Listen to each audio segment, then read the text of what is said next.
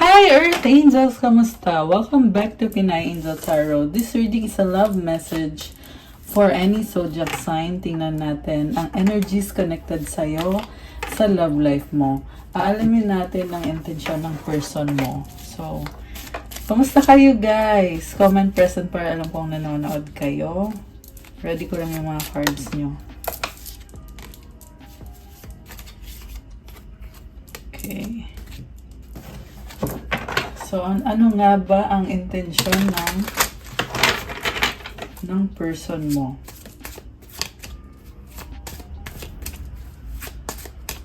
So, again, general reading po ito. Pero pag nag-resonate, comment nyo para alam ko.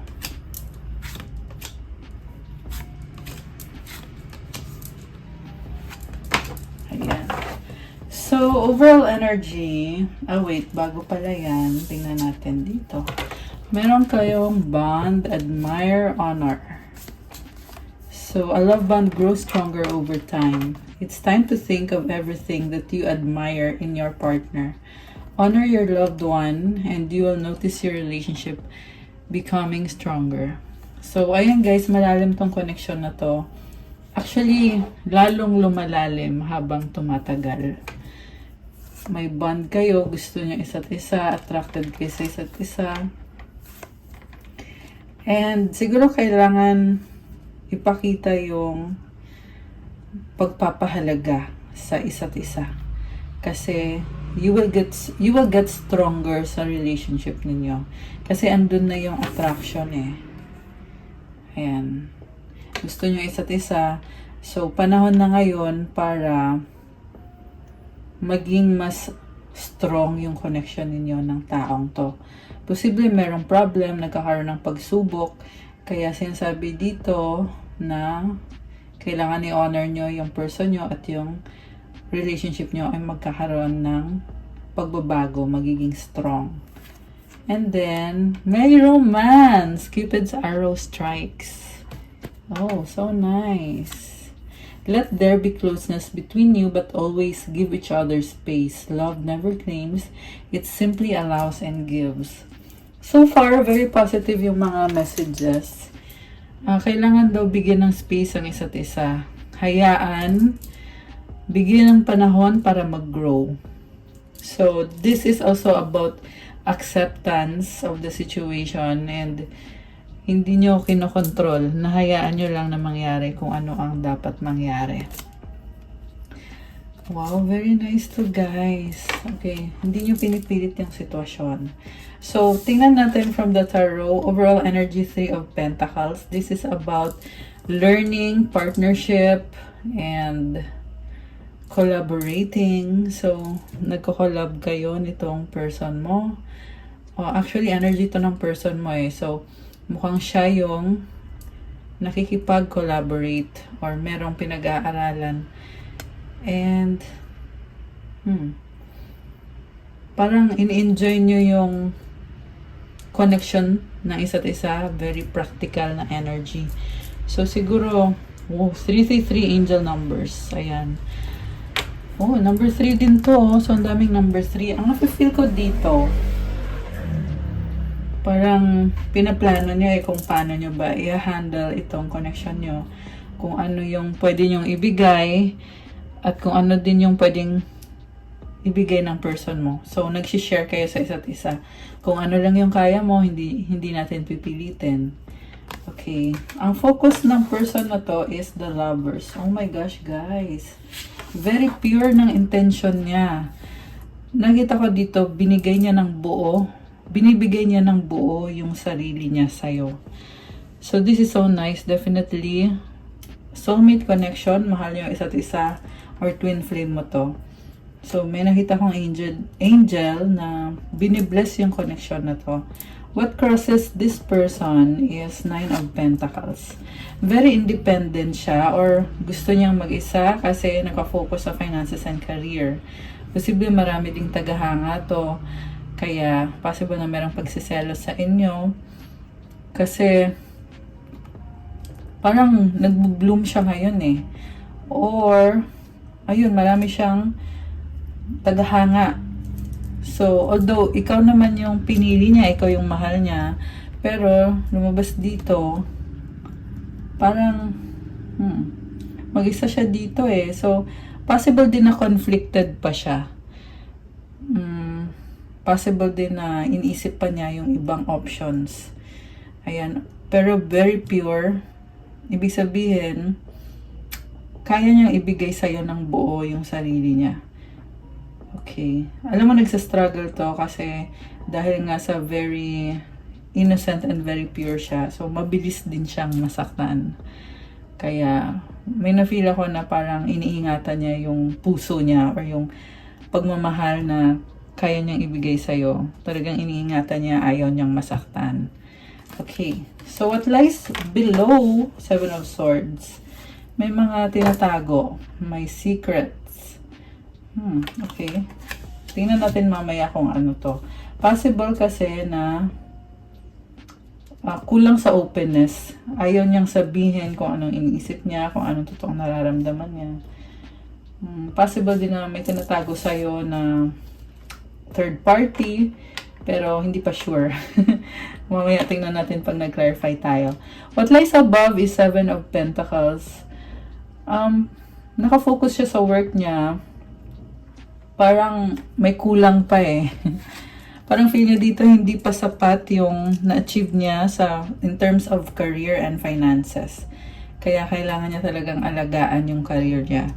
So siguro dahil sa focus niya yung career, posibleng napapabayaan niya yung connection ninyo. Kasi may nakita ko dito na parang nagsaset siya ng boundaries sa connection na to. Kasi pinapafeel niya sa'yo na mas mahalaga ang work. Ayan. So, medyo may pagka, may pagka-harsh yung person nyo, guys. Oh, by the way, it's full moon right now. Kaya kung napapansin nyo, sobrang intense ng energy. Ayan, comment kayo dyan kung anong na-feel nyo ngayong full moon na to.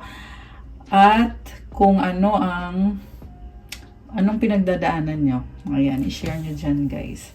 Okay, so what lies behind the moon? Nalito tong taong to, naging sobra siyang emosyonal. May mga secrets. Nag-step back siya sa'yo eh. Nakatalikod siya, diba? So, pinili niya mag-isa. Posible may iba siyang option na tinatago.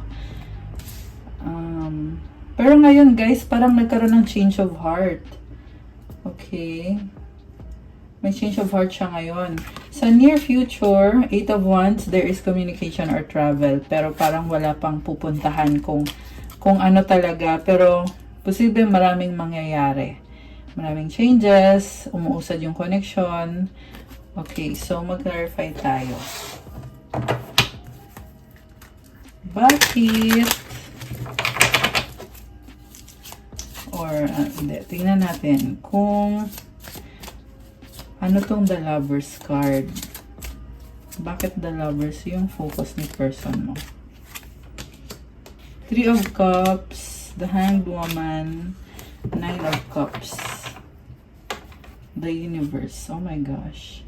Malaking desisyon or pagbabago. May binago siya sa sarili niya. May tinanggal siya. 8 of Cups. Meron siyang tinalikuran. May nagbago sa kanya. Tumalikod siya. So, possible communication, celebration. Pinag-isipan niya yung ginawa niya sa sitwasyon na to at meron siyang realization eh. And gusto niya, parang gusto niyang connect ulit para pag-isipan kung ano yung mga nangyari dito. Posible meron pagsisisi kasi nakahang siya, oh. So, tinitingnan niya, ano bang ginawa ko? And 9 of Cups, ini-enjoy niya. Ini-enjoy niya, pero mukhang ang gusto mangyari nitong person na to is mag-reconcile kayong dalawa. So, mukhang meron challenges at gusto niya makipag-reconcile sa'yo. Okay. Bakit siya tumalikod dito? Okay. Bakit tumalikod si person? Judgment. Kasi nagkaroon ng ibang opportunity. Oo, bakit kaya? Page of Pentacles. Opportunity pero hindi niya alam kung paano. Kung paano i-grab yung opportunity na yon. Okay. Ten of Swords. Merong ending of a tough cycle. Oh. Parang hindi ko pa masyadong nagigets yung story, pero i-clarify natin. Ano yung nagtapos? Sun. Okay. Merong natuklasan, merong clarity, new beginning, Magician. Oh my gosh. So, meron ngang natuklasan at parang nag-change of heart kagad siya eh. So, siguro, nag-cheat sa'yo tong person na to at nalaman mo. Tapos, nung nalaman mo, bigla niya na-realize na, uy, oo nga, mali yung ginawa ko. So, babaguhin niya ngayon yung sarili niya. Ayan, binago niya yung sarili niya. Pero, dati itong nakahanap ng opportunity nung tumalikod siya sa'yo. Parang, yung nagawa niyang kasalanan sa'yo, hindi niya in-expect na magagawa niya yon. Pero, ayan. Kaya siguro nagkaroon ng ending kaagad kasi parang na-realize niya na oo nga, hindi ko naman plano to. So, kailangan na tapusin to. At ngayon, ito, nagkaroon ng kumbaga natuklasan at siya naman ngayon na-realize niya, uy, oo nga, the tower, ayun guys. So, kailangan na niyang baguhin kasi nalaman na yung panloloko, yung mga, kung ano man itong nangyari dito. And, kailangan magdesisyon. Masyado siyang naging kampante dito, kaya, nung nalaman mo yung mga ginawa niya, nung nalaman mo yung nangyari, nagkaroon siya ng realization na, oo nga no, parang, masyado akong naging selfish or nag-focus sa sarili ko masyado. Although nakikita ko pa rin sa person na to na parang hindi pa rin siya ganun ka-open totally sa'yo. May mga reservations pa rin siya sa sarili niya na kahit oo, babalik siya sa'yo pero hindi pa siya 100% totally honest. Ayan. Pero when it comes to emotions, nakikita ko naman dito na marupok kasi tong person mo eh. So, siguro nagkakos ng insecurity sa kanya knowing na mabilis siyang masaktan, marupok siya, kaya minamask. Alam mo yung tinatago niya na marupok siya. So, ibig sabihin pinapalabas niya na strong ako, masipag ako, magaling ako, talented ako. So, parang ganun yung pinaproject niya. Para lang itago yung totoong siya na ito, the lovers, marupok. Okay. So, 5 of Cups, panghihinayang, lungkot.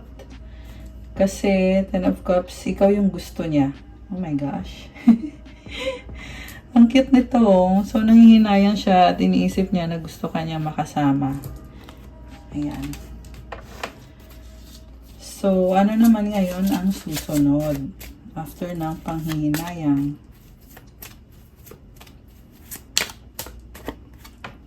Two of Wands. Waiting and possibly decision making. May nakita din ako dito na parang nagda-doubt pa. Nagda-doubt pa siya eh, sinong pipiliin. Ayan, meron niyang doubt. So, 2 of Swords, nagdadalawang isip. Ayan, daming options. 7 of Cups. Possible na yung iba sa inyo, maraming third party. Ayan, yung iba lang guys ha, kasi baka masyado nyong seryosohin at hindi naman pala applicable sa'yo yung part na yon. So, ayan, try nyo sa ibang love messages kung meron doon na makaka-resonate kayo if ever na hindi kayo to. Ayan, pero anyway, if kayo to, so, yun ang lumabas dito is maraming options, merong doubts, fears. Hindi siya makagalaw kasi isip siya ng isip. ang nakita ko is pwede naman niyang ipaglaban yung connection niyo kasi ikaw naman yung totoong gusto niya. Pero, parang natangay siya ng emosyon niya eh. So, dahil na-overwhelm siya ng emosyon, hindi tuloy siya makapag-decide, hindi siya makagalaw. Okay. 7 of Wands. Setting boundaries. Nakafocus pa rin siya sa kung ano yung gusto niya mangyari sa buhay niya. Daming 7 ah. The Chariot. 7 na naman, no? Ayan. So, meron kasi siyang calling eh. Meron siyang sarili niyang mga plano sa buhay niya. So, ibig sabihin, may kulang, no? Parang hindi kayo nagkakasundo kung ano ba talaga. Possible na hindi open yung communication ninyo or kulang sa communication and you need to work on the communication aspect. Kasi kung sa mahal, ikaw naman yung mahal niya eh. Pero bakit ganito yung mga ginagawa ng person na to?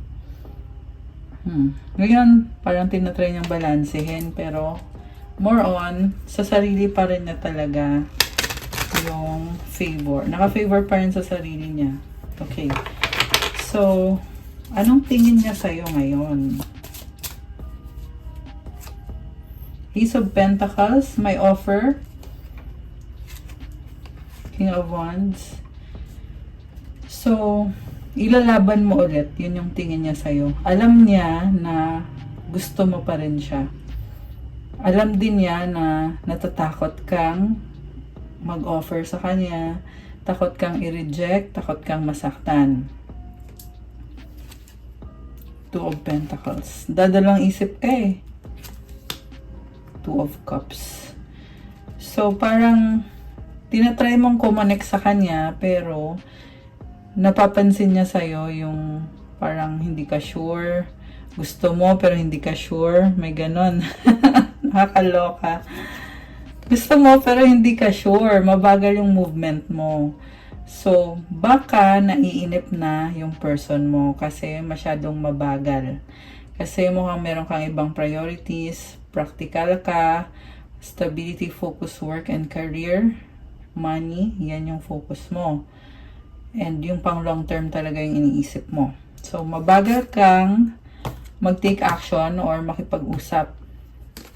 At medyo nagdadalang isip ka. Pero nakikita niya sa'yo, tinatry mo. Nakikita niya sa'yo, strong ka. Strong ka, pero doubtful ka sa kanya.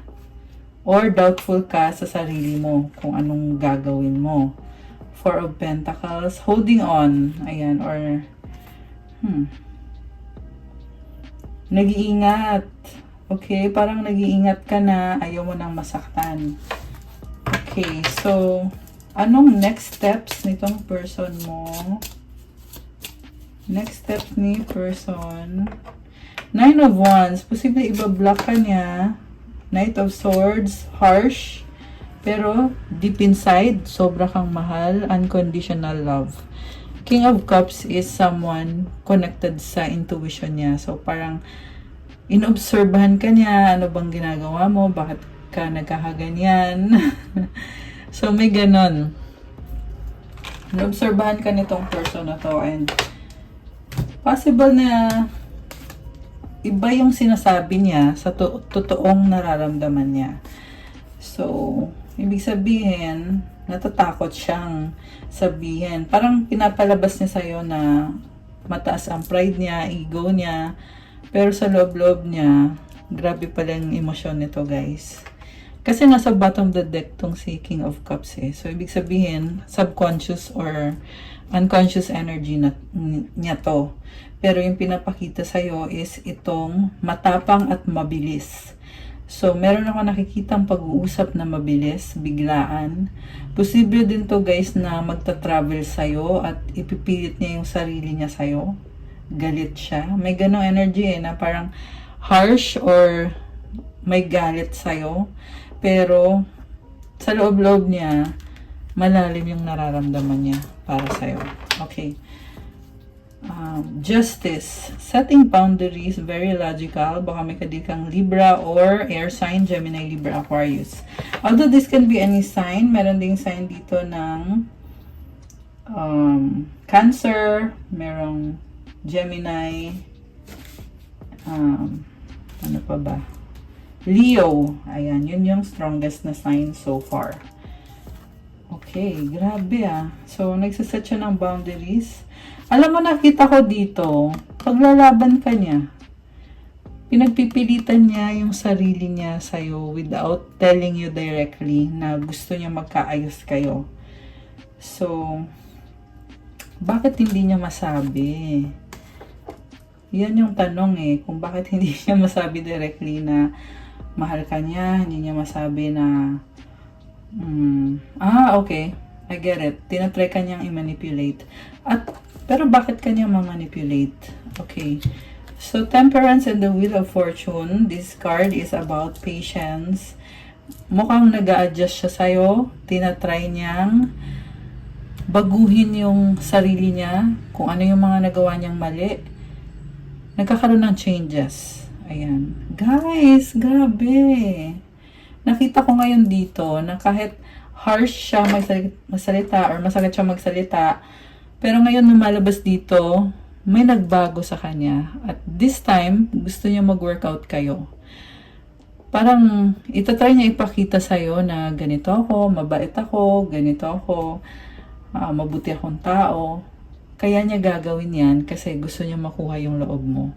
Kasi pag naging komportable ka ulit sa kanya, yun yung gusto niya mangyari. Pag naging komportable ka ulit sa kanya, magkakaroon siya ng assurance na hindi mo siya iiwan. Ayan. So, possible guys na takot lang talagang mawala. Takot lang talaga siyang mawala ka sa kanya. Ayan. Kaya siya parang nagmamatigas, no? Or ma-pride siya masyado. Pero sa totoo lang natatakot siyang baka iwanan mo siya, baka mawala ka sa kanya. Okay. Ace of Wands. So, gusto ka niya pero ang nafe-feel ko dito ay mamanipulate niya eh. Hindi siya ganun ka open sa totoo niyang nararamdaman. Anong outcome? Okay. The Star. Oh my gosh. Parang hanggang pangarap na lang. Oh my gosh! 22-22! Ayan, may angel numbers tayo guys. 22-22 on the clock. Oh my gosh! Hierophant. So, the Star and the Hierophant, possible may kadil kang Aquarius or Taurus. Although kahit naman anong sign ay pwede. So, ngayon, nakita ko, inaayos niya yung sarili niya kasi gusto niyang, parang gusto niyang itama kung ano yung mali.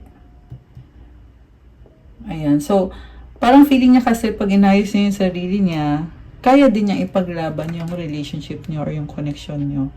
So, possible guys na gusto niyang magpakasal sa'yo, gusto niyang mag-settle down. Ayan, kasi Hierophant can be marriage.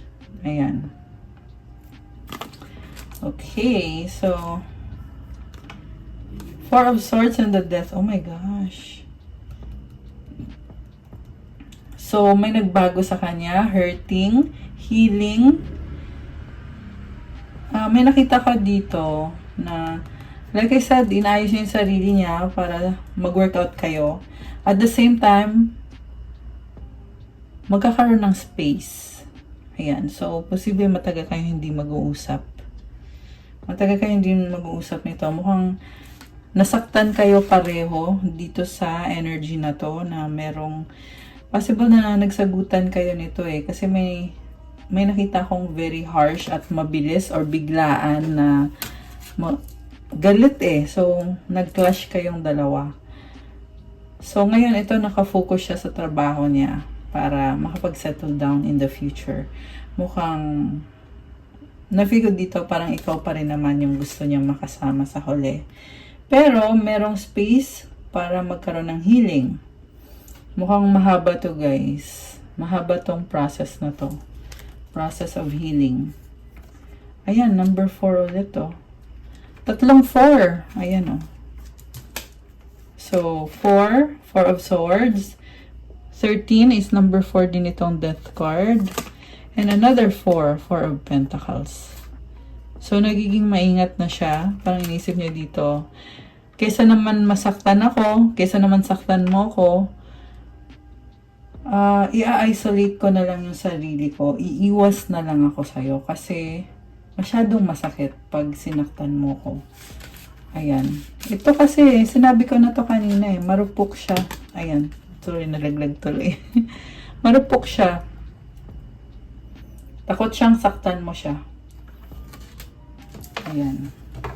In fairness, itong person mo, nagtatry talaga siya para sa sarili niya. Ayan yung na-feel ko sa kanya. So, Queen of Wands and the Queen of Pentacles. Possible na may iba siyang ka-deal na person. Ayan, may nakita ka sa dalawang magkakaibang tao. Possible din na siya ito, mag-a-adjust siya sa'yo. Mag-offer siya ng another energy at gustong mag-commit. And ang nakikita ko dito, magkakasundo kayo at ano feel ko dito, may harmony, nag-a-adjust kayo sa isa't isa, parang galing sa healing process. Ang nakikita ko ngayon, may nagbago sa kanya at ikaw naman mukhang mas nagiging strong ka na. Mas stronger ka na din dito. Naayos mo na din. Kahit pa paano naayos mo na yung sarili mo. At gusto mo ng long term. Siya naman gusto niya ng commitment. So, ayan kung tutuusin. 26! Ayan ang angel numbers ulit. Anyway, so, kung tutuusin, magkaparehas lang yun eh. Gusto niya ng commitment. Ikaw gusto mo ng long term connection. And, magkaiba kayo ng ugali nitong person na to. Pero, nakita niya kasi sa'yo na pwede ka niyang puntahan anytime. Ikaw naman, nakikita mo na ipaglalaban ka niya. Ayan, so, kung tutuusin, it's a win-win situation. 'Di ba? Kasi, pag binigay niya sa'yo yung commitment niya, alam niya din na hindi mo siya iiwan. Grabe. Grabe guys! Napaka-intense. Full moon energies kasi. Ayan. Ngayon may lumabas na commitment or wedding, Ace of Wands. Parang i-enjoy niyo yung connection na yan. Pag nangyari na to. After ng space. Kasi magkakaroon ng space eh. Kailangan niyo ng time para mag-heal. At pag connect na kayo ulit sa isa't isa, nakikita ko na aalagaan nyo yung connection na to. I-enjoy nyo. So, parang talagang i-enjoy nyo lang yung connection. Ayan, i-enjoy nyo to. So, merong 8 of Swords. Hermit. So, sa ngayon, andun yung feeling na parang wala kayong magagawa sa sitwasyon. Ayan. Pero may nakita din ako dito na merong magkakatuluyan talaga sa dulo. Okay. Any more message? 5 of Wands, 5 of Pentacles. So many changes. High Priestess, Knight of Wands. So, ayan, merong power struggle sa inyong dalawa. Kasi, itong person mo,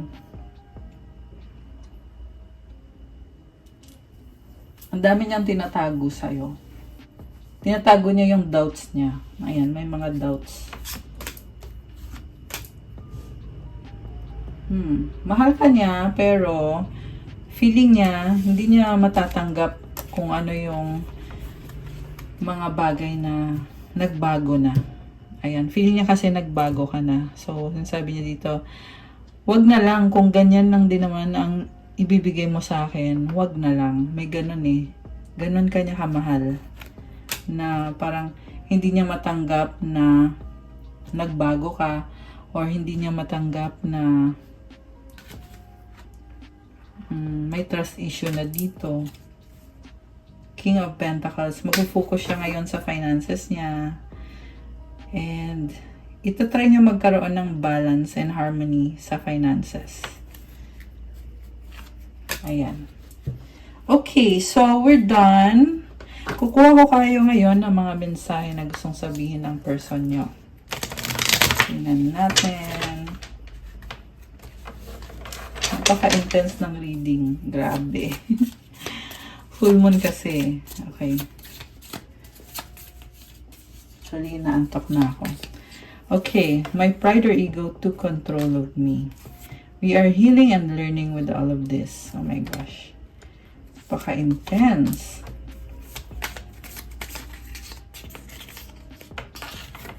I wish things were different.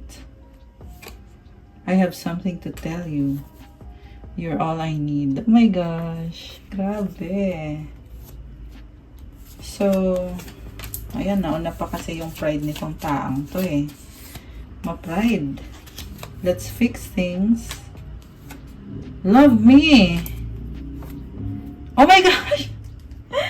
Guys. So, sabi sa'yo, talagang tinatago niya na sobra kanyang mahal.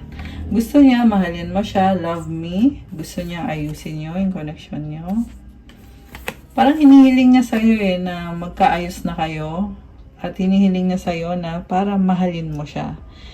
Totoong kailangan ka nitong taong to. At yung pagmamahal niya sa'yo, unconditional. Grabe. Oh, parang sinasabi niya dito, yung challenges na yan, matatapos din yan. Pero yung pagmamahal ko sa'yo, walang kondisyon. Wow! Okay. So, any more? Okay. Tingnan natin from this one.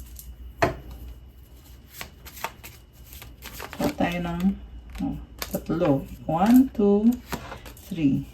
At kukuha ko kayo ng advice card o ng mensahe galing sa universe. Okay. So, sabi dito, it's time for me to heal now. I know that I crossed the line with you. I can't stop thinking about you.